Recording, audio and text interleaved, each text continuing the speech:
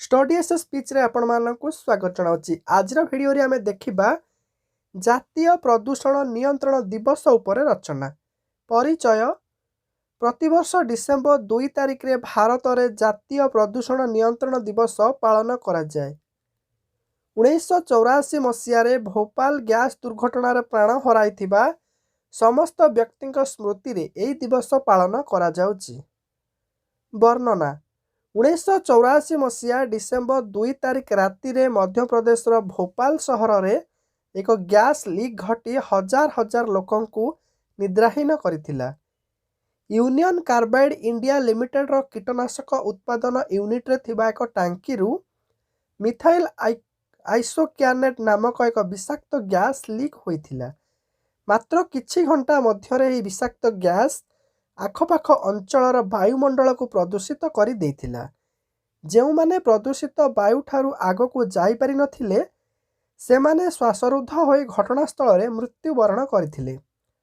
हजार हजार लोक भयंकर श्वासक्रिया रोग रे पीड़ित होइथिले।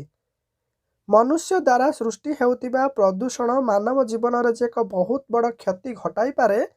यह भोपाल गैस दुर्घटना परे आधुनिक समाज को कठोर चेतावनी थिला।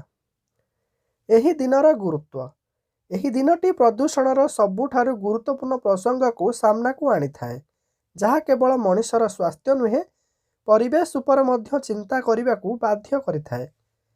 मानव सभ्यतार विकास पाई शिल्पर विकास मध्य अपरिहार्य, किंतु भविष्यत नूतन भोपाल गैस दुर्घटना जेपरि न हुए सेथिपाई नूतन नीति प्रस्तुत करिवार आवश्यकता रहिछि।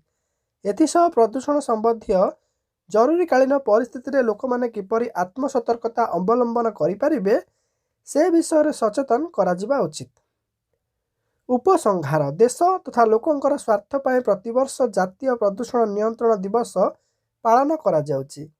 एई दिवस माध्यम रे जेते अधिकरु अधिक लोक सचेतन हेबे प्रदूषण समय मृत्यु संख्या सेते अधिक ह्रास पाइबो।